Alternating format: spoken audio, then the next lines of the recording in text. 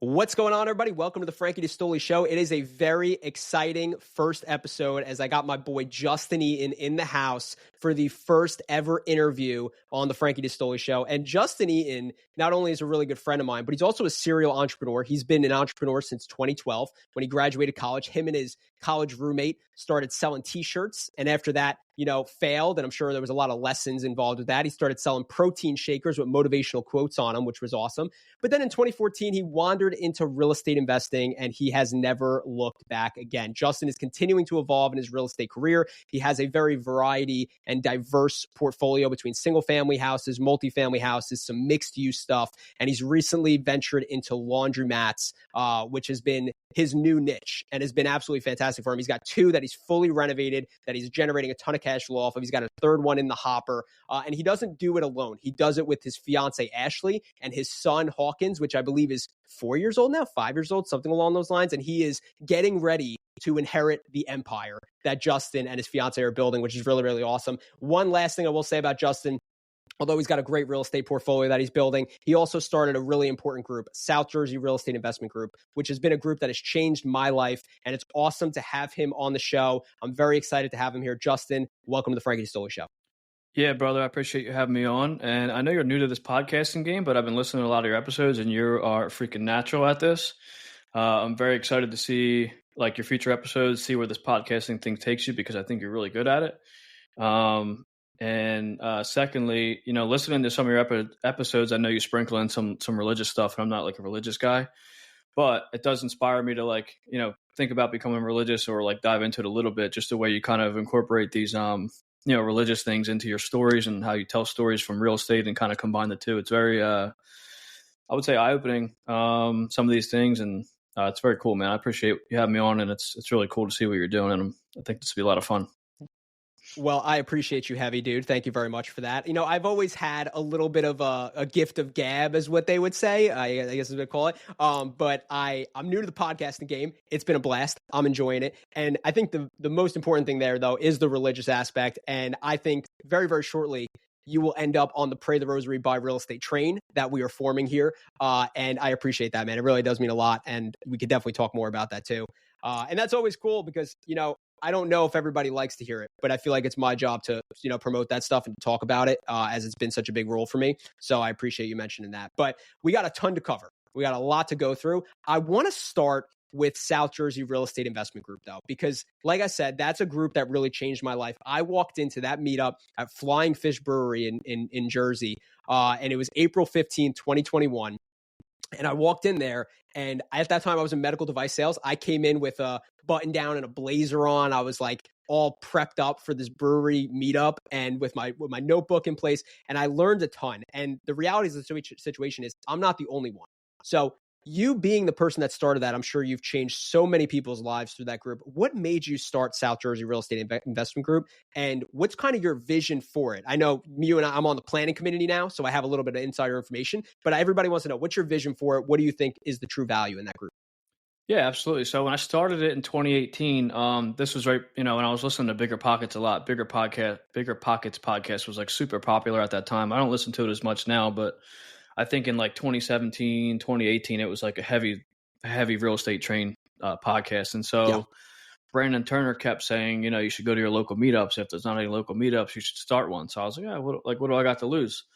At that time, we used the Bigger Pockets event page. So I would the first one, I went on there and created a local event. We had 16 people come to the first meetup, and the vibes were high. Everyone who comes to these real estate meetups, even throughout the 5 years it's been going on, everybody's there to help other people. It's just a good vibe all around. And so many, like you said, so many deals have been done in these groups. Business partnerships have been formed. Friendships have been formed. Relationships, maybe, I don't know. But my vision, I think, when it first started, the first couple of meetups were super casual. And then I wanted it to be informative for people. So I would host these meetups at title companies or mortgage companies. Yes. And I would have whoever, works for these companies do a 20 or 30 minute presentation and provide refreshments. And then it would just be they would learn from these people. They would get to ask questions. And then you would just do open networking before and after. And then over the years, it's kind of morphed into more fun stuff. We do Top Golf we did. That was the first one I remember meeting you at, actually, was the one at Top Golf. We did Top Golf. We did go-karts. We might have done an axe throwing one. I didn't go to it. If we did, stuff like that. But now I think this year and moving forward, it's going to kind of be a hybrid. Like, I would like to keep it fun like that. But also have it be very, for people to learn and be very informative and impactful for people, not just from a networking, but information perspective. So I think I'm excited to see where it goes. We have some cool events planned for this year, and the group has been growing year over year, so it's been fun. Yeah. And if you are looking to come out to that group, go to SJREIG on Instagram. I'm pretty sure it's just that, right, Justin? It's that's just correct. That we're posting all the meetups that are coming through there, and then you'll sign up through the Eventbrites. I know we got a couple good ones already planned for this year, which is awesome. And just on that note, I mean, like when I wandered in there on April 15th, like I met a couple, Kyle and Lauren, who are relatively like famous, I would call them, kind of like the famous were like, it's not like they're walking down the street and everybody knows who they are, but like if they go into a room, you'll probably have a couple people that at least know who they are, like that type of famous. And their Instagram's Rentals to Wealth. And I met them at that first meetup, and they were like, you should house hack. And I was like, that's the last thing I'm doing. Like, I don't want to house hack. Like, I want to be the savvy investor that's driving the fresh car and got the rental portfolio. And then after talking with guys like you, talking with guys like Kevin, Marcus, like these guys in the group, it led me to becoming a house hacker. And that ultimately leveraged, I leveraged the HELOC out of that house hack. And now I have the portfolio that I have. So really that literally that day on April 15th, 2021, completely changed my perspective on a lot of things, which is really, really awesome. And exactly what you said, like if you're an aspiring real estate investor, or if you're a real estate investor as a whole, Justin, we talk about this all the time. It should basically be called relationship estate, right? Because it's all about the relationships that you're cultivating. And if you are not going out to these meetups and you're not meeting with people, if you're an investor, you're not meeting with lenders, you're not meeting with agents, you're not meeting with attorneys, you're not meeting with these people, you need to get out there and start building your network, because it's very cliche, but it'll increase your net worth. And that's some of that. I'm sure anybody that's been to this group, that's the reason why everybody keeps coming back. They keep coming back because they know the value that's in there and what's being brought from it. So appreciate you starting that. And again, if you're listening and you're not in there, like I have, some of my listeners, which I'm very appreciative of, you guys are in like South Africa, Sweden, Italy. Start your own group if you don't have one out there, right? Do exactly what Justin did, and the relationships that he built by doing that and the lives that he's changed is instrumental, which is really awesome. Yeah, I would like to add to that. Like, one thing I always tell people that I'm networking with, you never know who you're going to meet, when and where it's going to lead to what. And like just chance meetups, and the more you put yourself in position to meet people, like you never know who you're going to meet. There's people there looking for lenders. There's people there looking for wholesalers. There's people there looking for property managers, or like, there might be somebody looking to sell a duplex. The other day, somebody went to a real estate meetup this weekend, and they were talking to somebody, and the guy was looking to sell a laundromat. And like, then he called me and was like, hey, like this guy's looking to sell a laundromat. And just like, you just got to talk to people and put yourself in position. And it's really like, it seems simple, but it's like, it's so instrumental. Yeah, it's top tier. All right. So I know we're going to get into kind of like the whole nuts and bolts of all this. I want to talk about your real estate journey, right? So you started investing in 2014. What was the first deal that you bought, and which strategy was it? What did you learn from it? Like, just give me the rundown. So my first deal actually was before I knew anything about real estate. I just had graduated college. I was looking to move out of my parents' home. And so I was working for this guy doing home inspections, and he had a couple rental properties, and he knew I was looking to like move out of my house. And so he's like, I have this rental property, this deal. He basically gave me the deal. It was a single family, 2-bedroom house, complete like fixer upper. And so it was like it was a live-in flip, but I didn't know that at the time. It was also a house hack because I had a roommate move in. So I didn't know at the time, but I was doing a live-in flip house hack, hybrid. Yes. That was my very first deal. I bought that in 2014. And then probably a year or two later, I started really figuring out what real estate investing was. And I started reading books, got into the Bigger Pockets podcast. And then I learned about what like house hacking was. So then I actually ended up buying a duplex right on the corner from that first property that I bought off market. I did a direct mail letter to the owner. So basically I would walk my dog back around this corner property, or, back to this neighborhood. And I saw this duplex. I had a 3-car detached garage. I was like, wow, look at this thing. Like, maybe just send the letter to the owner. He called me, we put a deal together. I sold the single family, and then I moved into the duplex. Nice. And those are my first 2 properties. When you sold the single family, I'm assuming obviously, so you did a live and flip, so you obviously made a profit on it. Did you 1031 that money into the duplex, or was it just like pocketed it, put it down payment? So while I was living in that single family house, once I started doing real estate, I actually partnered with somebody and we did a handful of flips. Okay. Probably should have mentioned that. So that happened in between that time between like moved into the single family and bought the duplex. So in between that time, I did a handful of flips, and so I had some capital to the side. So I was actually able to buy that duplex before I sold the single family. So I didn't do a 1031. Yes. And also, since I was living there for as my primary residence, it was tax free anyway on the sale. Nice. So Yep. it wasn't like a home run by any means. Like it was I did end up converting it from a 2-bedroom to a 3-bedroom right before I sold it, which helped the value a little bit. And I sold it in 2018. Okay. And so the market went bonkers since then. The house is probably worth double what I sold it for, but it's fine. Can't control the timing, right? So 100%. So you sell, all right, so you sell that. Now you're working in a flip. I'm going to take this in a little bit of a different direction. You partnered with somebody that you're doing these flips with. Were they more like already involved in real estate, or you guys both kind of learning as it went? Where did you kind of bring the value in the partnership, and where did he bring the value? yeah, so it was the same person. It was the guy I was working for. He had a handful of rentals. He was the same guy that brought me the first property because he knew I was looking for somewhere to live. So he basically handed that deal off to me to buy as my primary residence. He was the one I partnered with. He was the owner of the company I was working for at the time. He had capital. Yep. He didn't have the time. I had some time and no capital. So I basically proposed to him like, hey, like, let's try this flip or, try doing a couple flips. Like I'll GC these jobs. And he was kind of the financial side of it. So, like he's the capital. I was the boots on the ground. And it worked out pretty well. We did 4 or 5 flips over like a 2-year period. In the very beginning, it was so stressful for me. I had no clue what I was doing. I was trying to do a lot of the work myself, and like literally a project that could have took 2 or 3 months took a year because I was trying to like work all day, then go work at this house for 2 or 3 hours, and like it was just did everything wrong. Like you know how the story goes. Like you do everything wrong in your first couple of deals, and this is exactly how it went for me. 100%. But see, that's like so valuable, I think, for people to understand too, is like you had the missing piece to what he had, and he kind of had the missing piece to what you had, right? Like you had the time where he didn't have the time. He had the money, you didn't really have the money. And it's just combining those two things, right? And I think even in my partnership in D&D with my boy Steve, like we have similarly meshed in that sense too. He's more of the project management construction side, where I'm more of the acquisitions, acquiring the deal, managing, the asset within itself. And that's what makes it flow really, really well. And again, if you're listening to this and you're someone who isn't already in real estate, there's already 2 massive gems to take from this episode. Number 1, go to a meetup. If you don't have a meetup around you, start a meetup.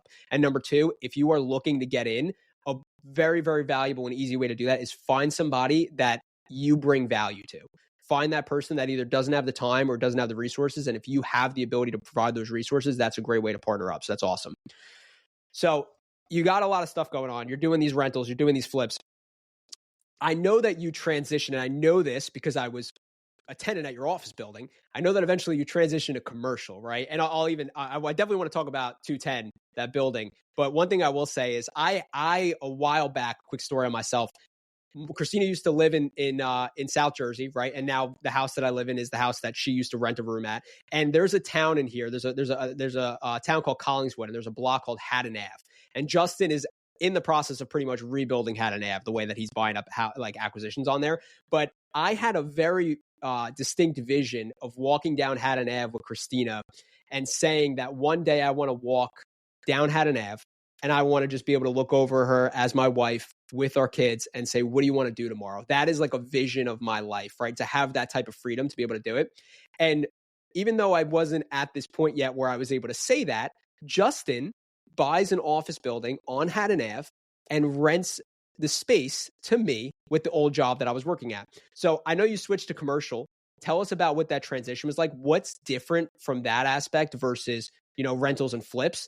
And did you like it over there? Are you going to continue to buy over there? What's your opinion?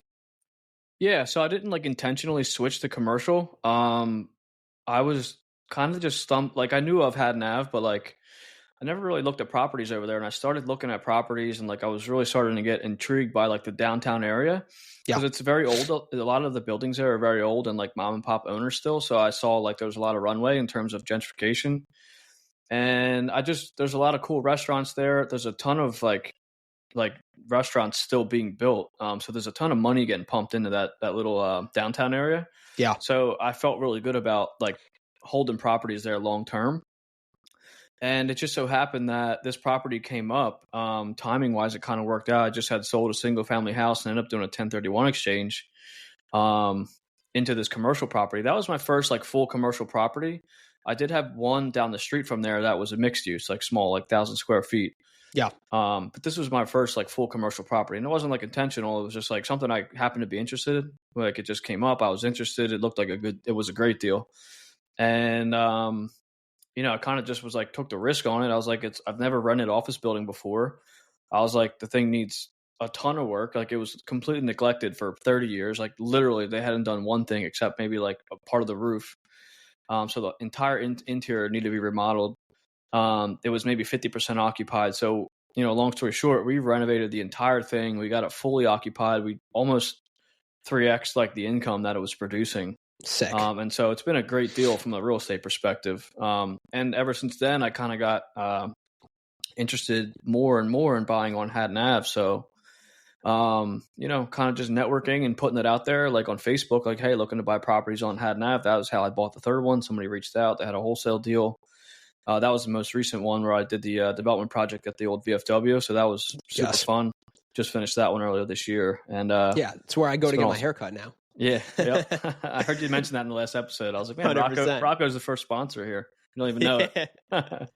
That's great. Well, that's awesome, dude. Yeah, like I said, I mean, you're doing some insane things. 1 second, Justin.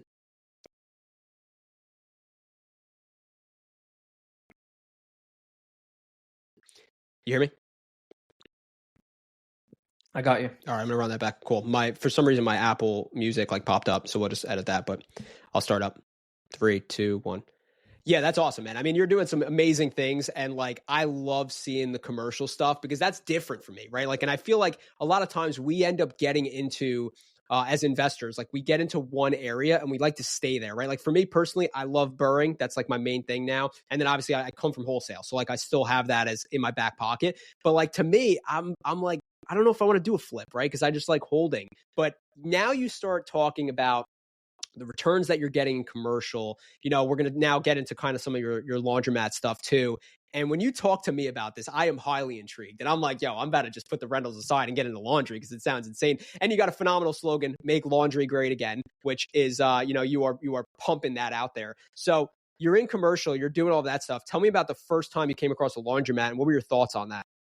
Yeah, so that whole thing started. Cody Sanchez. I guess right after COVID, everyone was from like working from home or whatever, and she was like on this tear, and she started to become popular talking about boring businesses. And so like the first two that she always says is like laundromats and car washes. So I was like, oh, laundromats, cool. Like, never had thought anything of it. And so I went on like a little bit of a rabbit hole. It's like got the shiny object syndrome for laundromats. Went down a little bit of a rabbit hole. Got in some Facebook groups. I kind of just put it out there, like, hey, I'm looking. I'm in South Jersey. I'm possibly looking to buy a laundromat. I'm in real estate, looking to diversify. Somebody on the forum had recommended me reach out to this local distributor. Okay. This was probably 2022. So I called the guy. We had like a 10-minute conversation. Kind of told him like what was what. He probably gets these calls all the time. People just kicking the tires that haven't had any experience in laundromats. So he probably thought nothing of it. And I just followed up with him every couple months. And one time I was listening to a podcast. I was driving home from work on a Friday. Or no, this was a Monday. I was driving home from work on a Monday, listening to a podcast, and something in my mind said, text this guy. So I was like, hey, Mike, haven't talked to you in a while. Just let me know if you have any local deals. He calls me. He says, hey, one just came up one just came up over the weekend. This was a Monday. So something just had come up on Friday. He's like, I had this one 5 minutes from your house.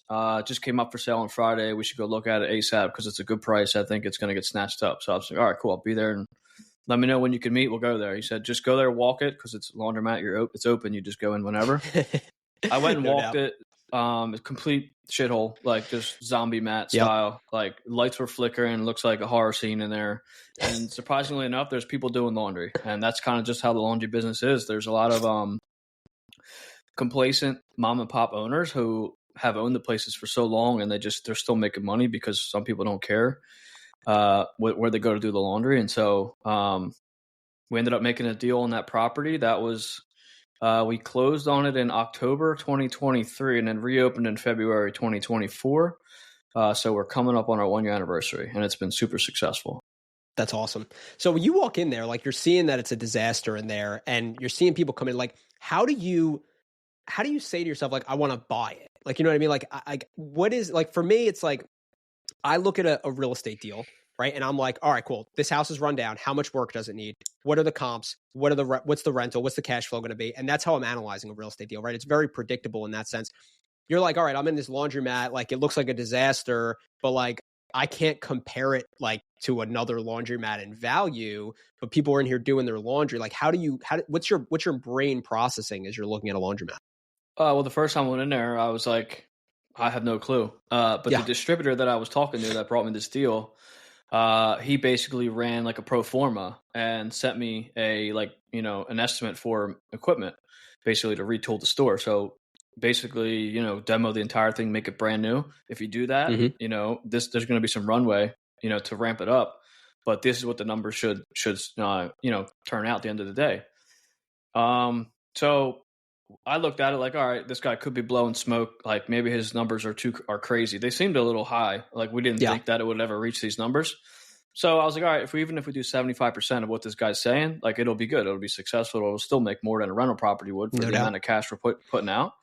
And so we took the risk on it. We just had sold a duplex like probably a month or two before. And so we had some capital put away for it. And the number, like we ended up using exactly what we netted on the duplex to spend on this laundromat. And we went from like $800 a month cash flow at this duplex to $7,000 a month cash flow with this laundromat after it was stabilized. It's, the stabilization period for a new store. This was basically a new store because it didn't have a customer base. Is like 12 months. We hit our projection, we hit our full projection in 6 months. That's insane, dude. So you're getting $7,000 in cash flow from a laundromat, and you use the money from a duplex, which is getting you $800. So you now have $6,200 more a month from moving from a duplex to a laundromat. Yeah, with almost this equal amount of work. Like the laundromat, like all of our machines are brand new, so we're not getting calls about machines breaking down. We have a card system in there, so we're not dealing with coins. And so, we probably spend, between me and Ashley, 3 to 5 hours a week in total on that one store. Dude, that's insane. That's like, I equivalent it to like, oh, actually, before I even get to that, will you ever go back to duplexes, to small multifamily, or you're just solely going to be focused on laundry now? We'll always buy real estate. I don't think I'll ever be interested in like small multifamily. I would say I would still buy like mixed use and multifamily and commercial in Haddon Ave. Like for anything real estate related, we're only going to buy on Haddon Ave in Westmont.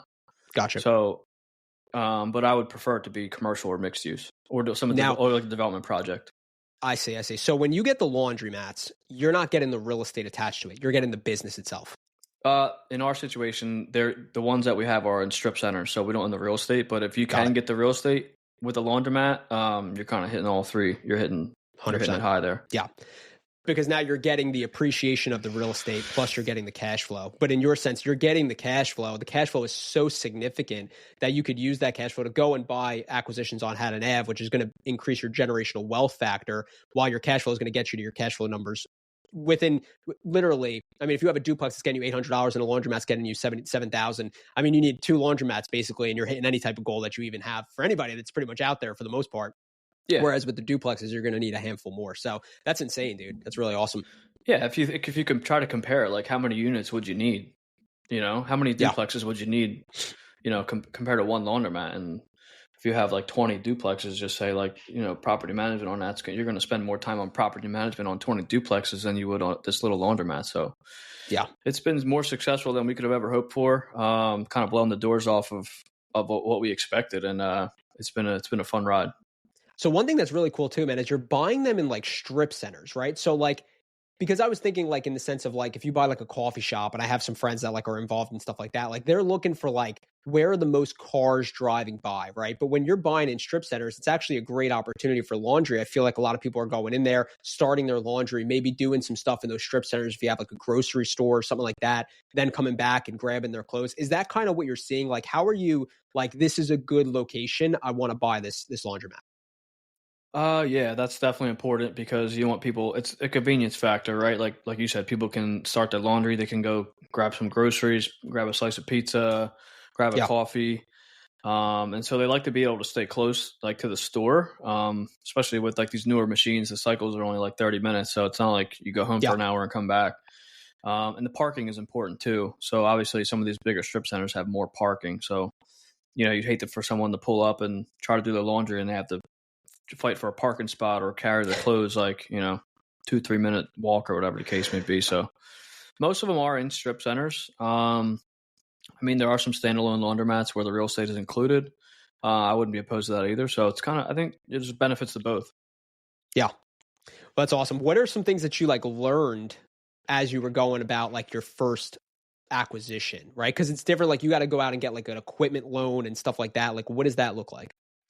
Yeah. So from a physical perspective, some of the things we learned, we had to almost completely redo the wiring and water plumbing, supply lines and drains in the first store, which we didn't really anticipate. Obviously, the machines are much different. Like the machines were like 25, 30 years old. So the new machines are much different. The electrical capacity is different.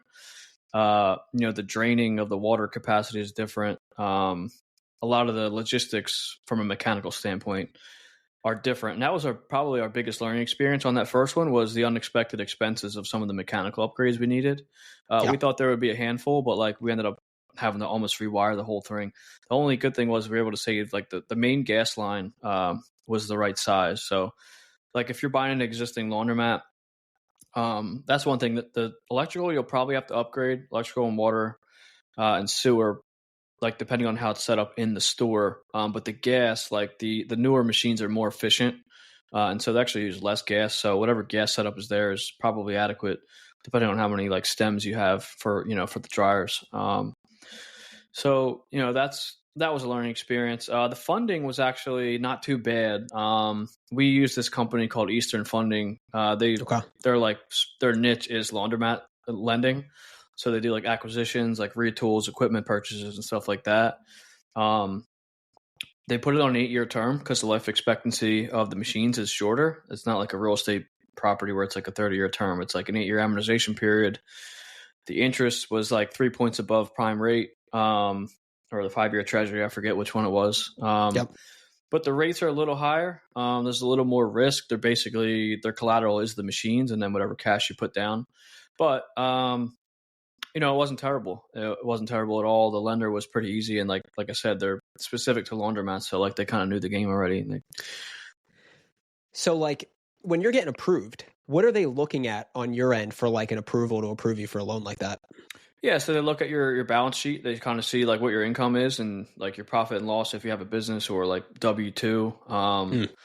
They make sure you have good credit, obviously. But they're more worried about your background as like an operator, because like the laundromat being like a good operator is like arguably the most important thing. Yes. So they want to make sure you're not like a loser. Like, so if your credit's bad, they're probably going to be like, all right, like you're probably not going to do that well with this laundromat, especially if it's your first one. If you have like a handful of laundromats and you go to them and you have a good track record, they're going to look at it like, all right, he's got 2 other stores, like whatever, like this, he's going to execute this plan for this new laundromat. We trust it. So there's a trust factor involved. Also, the distributor recommends them all the time, so they vouched for me as well. They wanted to see my portfolio, my real estate portfolio, so like that made them comfortable because they saw like I had these properties I was managing. So I think a factor of all those things kind of helps out for the loan as well. 100%. Now, like if I'm brand new to laundry, which personally I am, right? So like I'm getting some information out of this in general. Like, what is your advice to someone who's hearing this, right? And maybe like the realities of the situation is like a lot of times people want to invest in real estate. They want it for the passivity of the cash flow, but it takes a decent amount of time to build a portfolio, right? To actually be able to replace your W-2 income with real estate. And we got to, just understand the realities of the situation in some cases. But then you hear a situation like this where you're like, yeah, I'm getting 7 G's in cash flow off one laundromat. Like, if I'm brand new, I'm not a real estate investor, so I don't have that background necessarily, but I hear this and I'm like, I want to go get laundromats. What's your advice to me? Do it as fast as you can. Yeah. And if you're not like I said, if you're half decent, like you can be successful at it. The more attention to detail you have and the more you care about the store, the more successful it'll be. So we focus heavily on keeping the store clean, bright. We want it to feel safe in there. We try and get reviews out of every customer that we go in. Like if we ever go in the store and there's people in there, we talk to them. The culture's been good. We try and push for reviews because that helps like the algorithm on Google for people to find it. I would my recommendation would be to get with someone who's done it. That can help guide you along the path, especially in the beginning. For us, that was the distributor. He was the one that was kind of helping us through it. There was some things that he left out. I don't know if he did it on purpose, but like some of the mechanical things he didn't really mention to us. So we just assumed like they were good, but I don't know if he left them out. Like, I don't know if I feel like he didn't want to scare us away. Like, oh, you got to change all this stuff. So scare us away from buying it. I don't know if that was the case or not, or if he just assumed that we knew some of these things.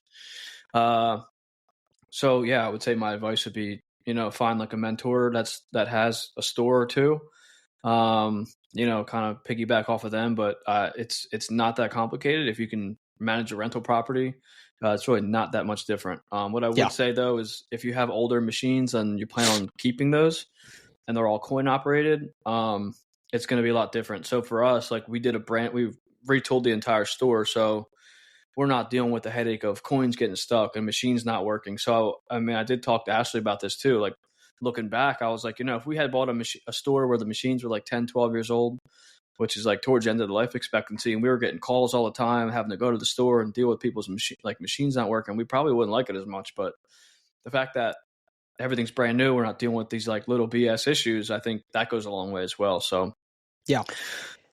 It's similar to like a rental property in general too, right? It's like if you buy a rental property and it's an older property and you're trying to just turnkey it and not necessarily do anything to it, then you might get calls from your tenant about like, hey, this something's up with the dishwasher or whatever the case might be, right? In that sense. Whereas like if you go in there and you do a full blown burr or whatever, you're doing like a full renovation where you're gutting it and putting it all back together, that everything's new. So the odds of you getting those late night calls about things just minimize, right? Now with laundry, it seems like everything is totally automated, right? So like if you have an issue, is there like a hotline for people to call like in the store if something's like going wrong, if a machine's overflowing with water or something like that? I mean, I don't know the issues that you necessarily face in laundry per se, but that would be my assumption.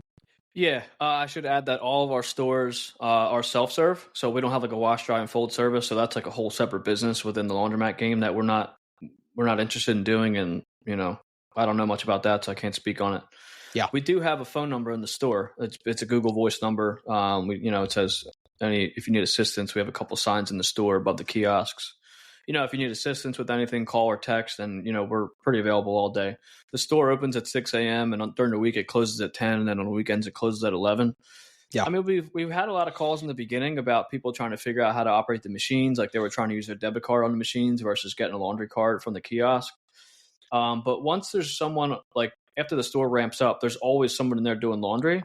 And so if somebody can't figure something out, they usually will just ask someone else in the store.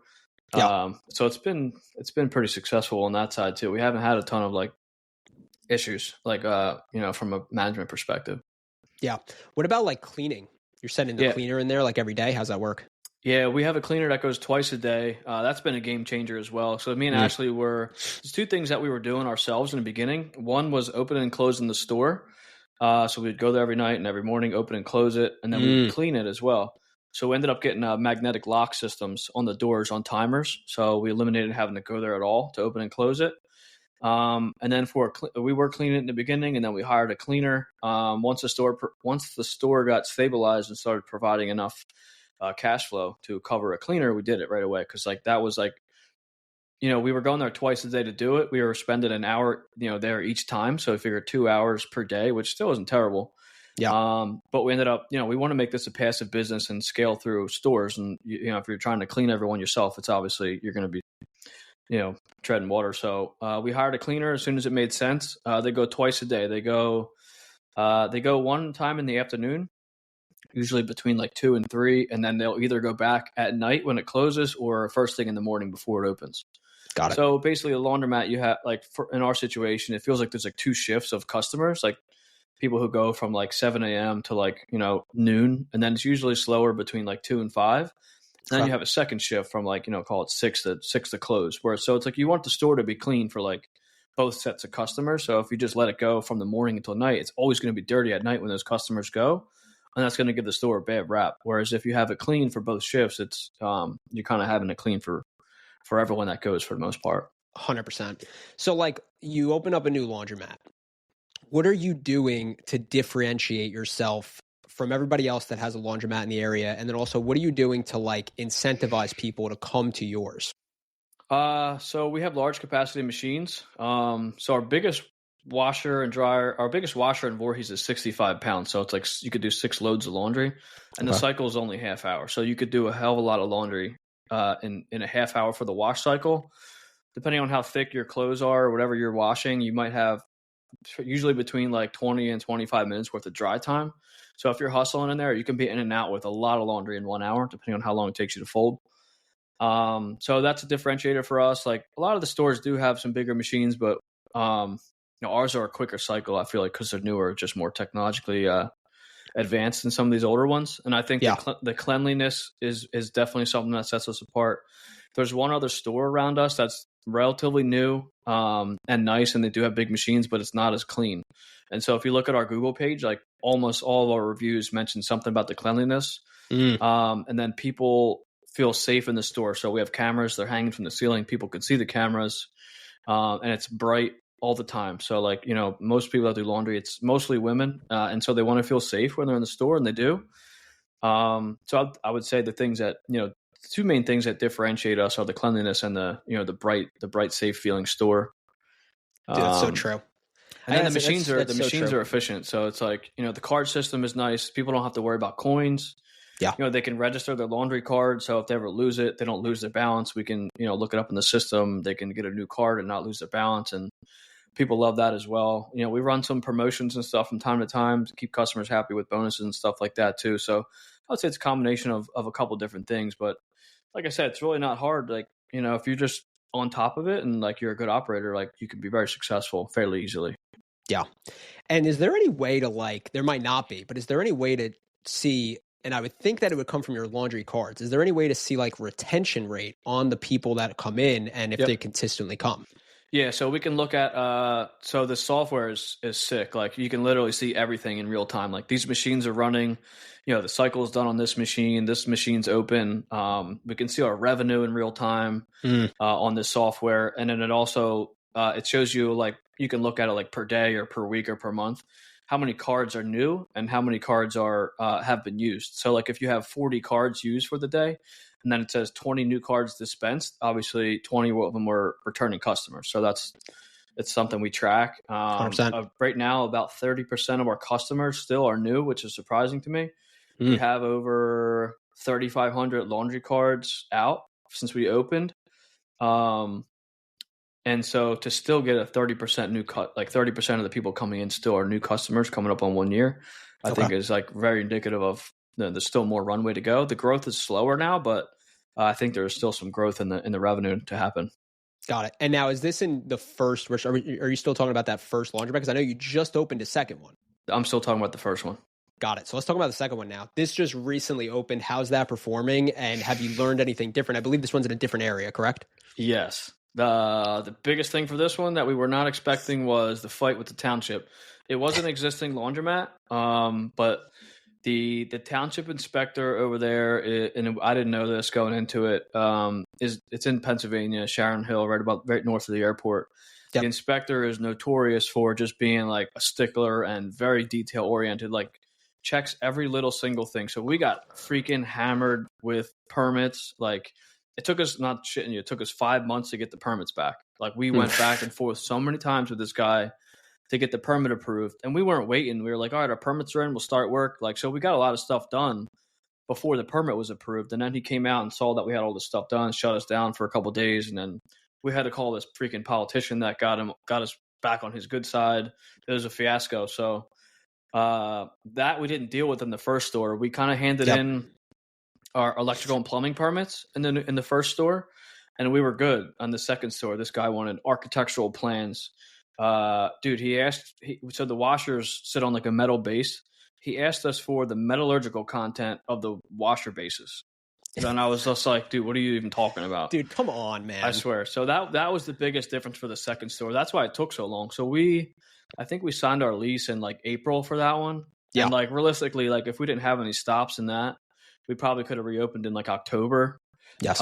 We just opened on last Monday, so it's been it's been just over a week on that one. But that store is like double the size of the first store. Mm-hmm.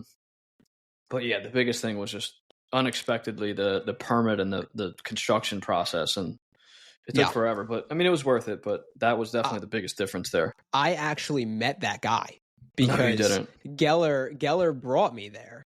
When I was in the area, he had brought me over with my boy Steve, and he was like, "Yo, come take a look at the laundromat that we got going on." And I was like, "All right, sweet." So I went in there and looked at it, and you guys had an inspection going on there, and I'm pretty sure it was that guy because Geller was in the back end telling me some not so great things about this guy. So I got to figure it was probably him.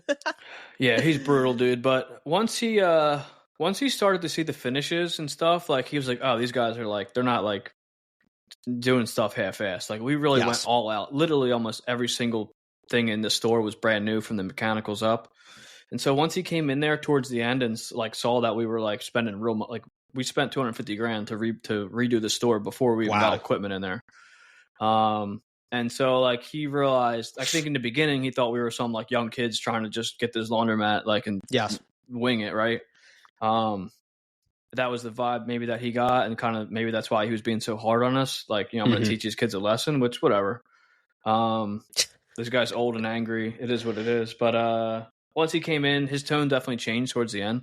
Once he came in and saw how nice it was, he kind of was like, he still called us out on some stuff on the final inspection, but we got through it and he let us open. So that's just part of the process, man. It's what you sign up for when you're doing these big projects, You got to have the grit to get through it. You do. That's what it was. What do you spend $250,000 on to redo the store before you even put equipment in? 2 dual zone HVAC, brand new ducts for the vents, for the dryer vents, all new electrical, drain troughs, majority of the new plumbing. We had to reframe everything above the dryers and behind the washers, drop ceiling, lighting, cameras, flooring. We actually did like a stamped concrete floor that came out really nice. Window graphics, man. What else? It's pretty much everything and anything that you can spend money on in a store. List, no pun intended. Yeah. So like that included like acquisition costs and some of the permit fees were $8,000, which is bananas. Things like that too. Like it added up quick. I think our budget was like 150. I might be exaggerating on the 250. I want to say it was like 212 or 215. Yeah. When it was all said and done. And now that's all built into a loan? No, that was cash. So we raised some money from some investors, some that were friends of ours. That's why we called it My Friend's Laundromat. That's sick, dude. I love that. I didn't know that. That's awesome. That's really great. So we brought on 3 capital partners. They each brought $50,000 to the table. They're equity partners. And then the rest, me and Geller came up with out of pocket. And then the balance of the machines, part of that cost was like a down payment on the machines, which was like 20-some thousand. Okay. 24,000, I think, and then the rest of the machine cost was financed, which was another $500K. The machine and equipment loan there was like $500K, I think, and we put down 20, which it's like almost zero. Yeah. So you're carrying 480 over the course of 8 years. Yep. With an interest of what, like 9%? We got 9.25 on that one. Yeah. Which is pretty good. On Voorhees, it was 10.25. So we're a point lower. Interest rates came down a little bit since we bought that. Second one. That's awesome, man. I mean, it's very intriguing. I'll try to have you on for a full-blown like laundry get down, but I want to talk to you about a couple other things. So you have your inspection company, right? That this is your day-to-day kind of job at the moment of what you're doing. It's your company. When did you start this, and kind of like what does that look like for you right now? Yeah. So I got hired with that this company straight out of college. Kind of just fell into it. I hated it at first, actually, doing the home inspections. I was like, man, I went to school for engineering. I wanted to be in like civil engineering, which is what my discipline was. And I got hired with this company doing home inspections and like residential structural engineering. And I was like, I hated it for like probably a year. Eventually I got like, we did so many home inspections, you kind of just get used to it. Long story short, I ended up getting my home inspection license. So I started there in 2012. 2018, the owner was like thinking about retiring. So we had negotiated for me to buy the company at the end of 2018. The deal ended up falling apart. And so I was very transparent with them. I was like, I had all these ideas. I was like, I'm going to buy the company and change all these things. They were doing everything with like paper and stuff. I was like, this is crazy.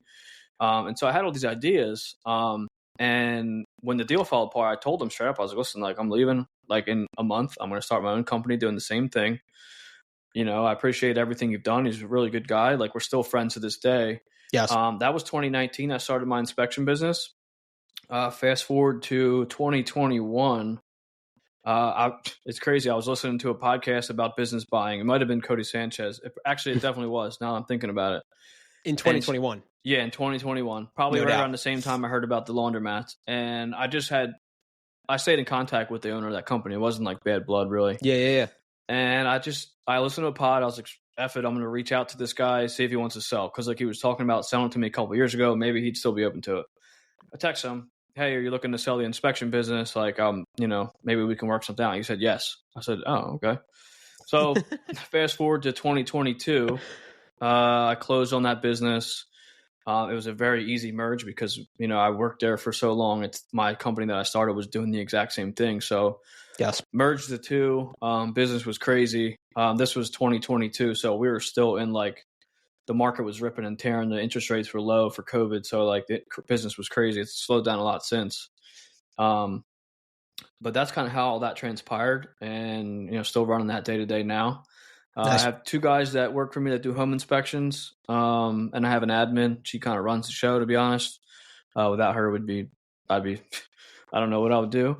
Yeah. And I focus on the engineering side. I do all the structural, site visits, drawings, reports, verbal consultations, you name it, on the structural end. Yeah. So like first off, that's dope.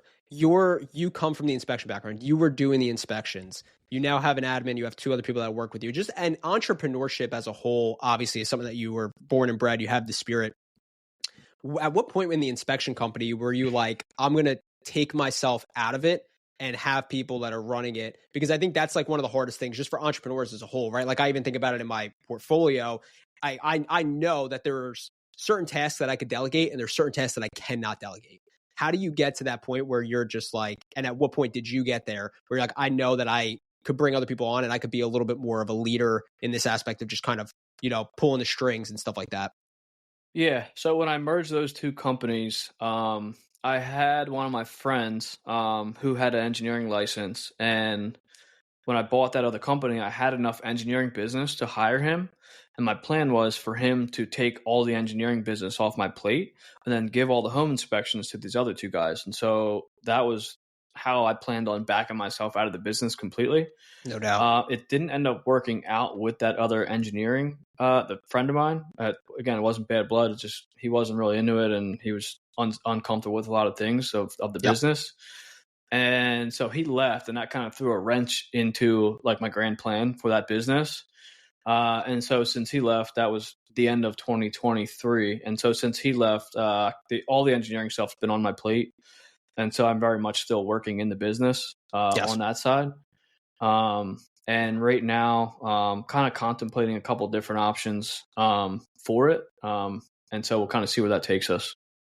Well, if you keep buying laundry, you won't have to spend so much time on the on the tenant side of things like you would usually do in rentals. So keep buying laundry, you open up more time for your engineering stuff that you unfortunately have to do at this moment. But that's awesome, man. I mean, listen, to go from it just seems like it's funny how it starts this way. Like you were in 2012, you and your boy were selling t-shirts. Now you're here in 2024 and you're getting paid for people cleaning t-shirts.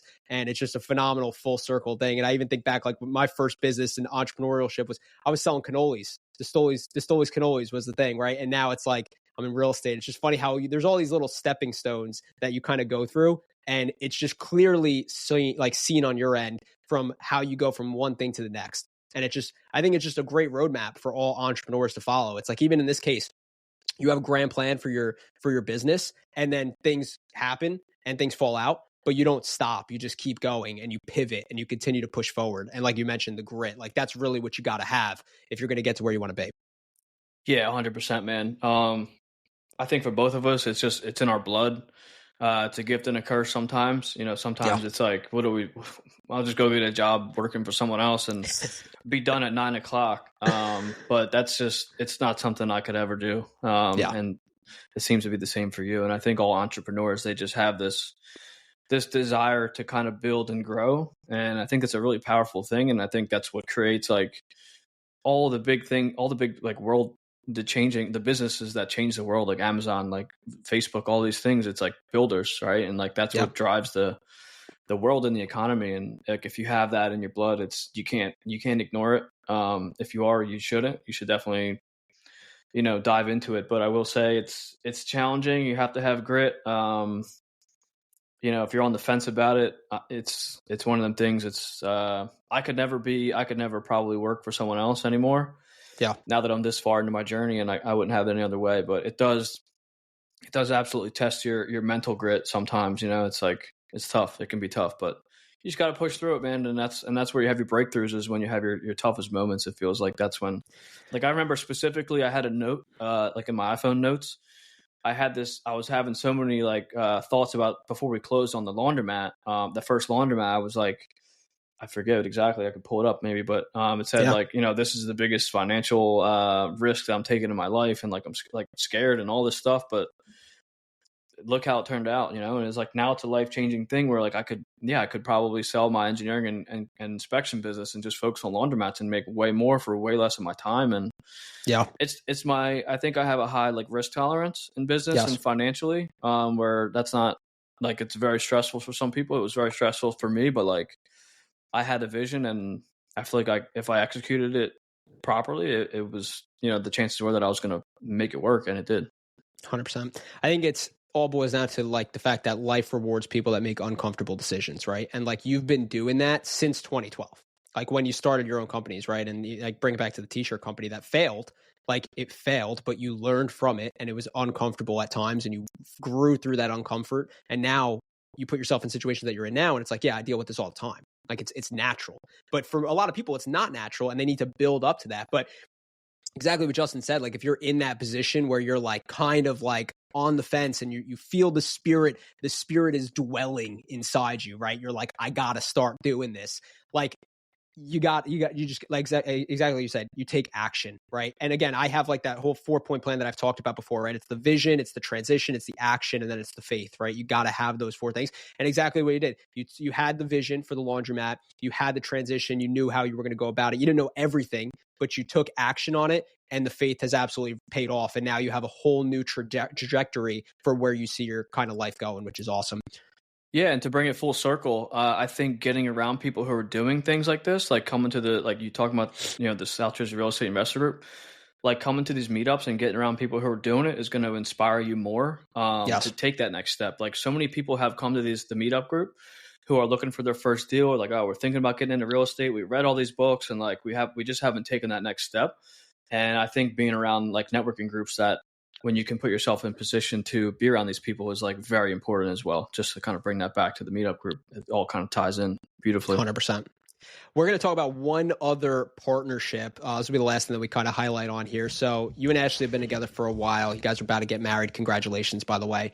Thank you. What does that partnership look like, working with your spouse, or your soon to be spouse in that sense? And like, how does that dynamic work? Feel free to, keep anything on record. You want to tell me anything off record, we can do that. But I mean, I met Ashley a handful of times. She's awesome, and she's extremely, put together on a lot of things in regards to business. So that's extremely helpful. But what does that look like in regards to your two relationship? Yeah, it's funny. So when I first met her, she's from Jersey, but she was living in Miami at the time. And I flew down to Miami to meet her at the time. And I had just started my inspection business.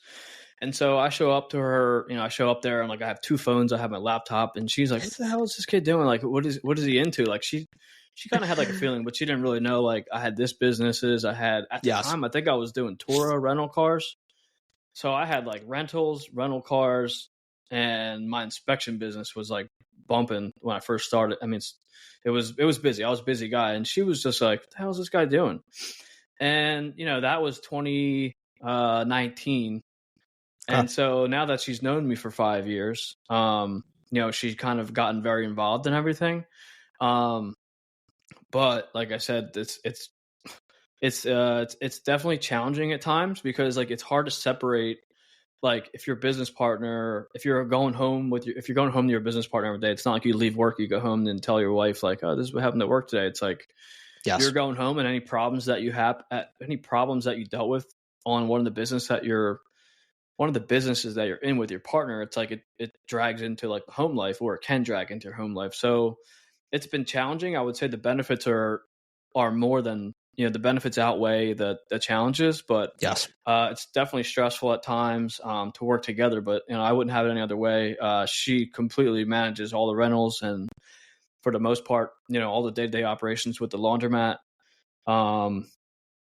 Definitely, I would definitely warn people if you're going to go into business with your spouse, like it could have easily went the other way, and it could definitely drive people apart, especially when money gets involved. But we're both kind of on the same page with everything, and there's obviously arguments, but we do our best to try and keep things separate, and not let things linger between one and the other, between business and life. So, but that's a whole nother challenge. But it's been good. I mean, I can't complain 100%. at all. What did she want to get involved, or was it more so like, I got all this stuff going on, I could use your help? What was it more like? It was more like COVID happened and the restaurant, she was working at a fine dining restaurant in the city in Philly, and it closed. And then we got pregnant during COVID. All this happened during COVID. So it was more she wasn't able to work because the restaurant closed. And then she saw all the stuff I was doing with real estate. I was doing a couple flips at the time and buying rentals. And she was like, "Oh, I could get my real estate license, and I could make a commission on all these properties, and then I could manage the properties." And she was familiar enough by then to like really kind of have a half decent grasp on the portfolio and kind of how things worked, and then just kind of progress from there. And what I will say on that point, oh, go ahead. You can finish. No, go ahead.